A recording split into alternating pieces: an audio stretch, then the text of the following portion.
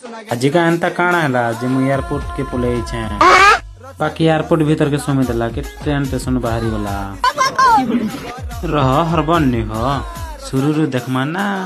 और इटा फाइनल इटा रेलवे स्टेशन के भी आसी सानी न और इटा भीतर के एंट्री करमा चलो और भीतर के एंट्री इटा करूछन देखो और इटा होचे 8 नंबर इला प्लेटफॉर्म इटा 6-7 प्लेटफॉर्म होचे इटा 4-5 होचे मते जीवार थिला 1 नंबर प्लेटफॉर्म के पहले आके टिकट पलेनी 2-3 इटा देखो और इटा फाइनल टिकट काउंटर के भी आसा न टिकट भी इटा काट चाहे बाकी त मने भाबथबो कि रेलवे स्टेशन बोली इटा सिकंदराबाद रो चल्ला पाली हो और पब्लिक ते वीडियो बनावर थिले दुईटा कलर डाउन थिवर कथा मते गहदी होतिला पूरा आजिका एंता काଣା हला जे मु एयरपोर्ट के पलेइछे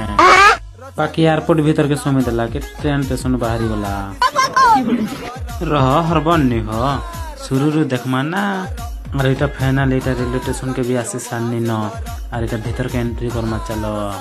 और भीतर के एंट्री इटा करूछन देखो और इटा होचे 8 नंबर इला प्लेटफॉर्म इटा 6-7 प्लेटफॉर्म होचे इटा 4-5 होचे मते जीवार थिला 1 नंबर प्लेटफॉर्म के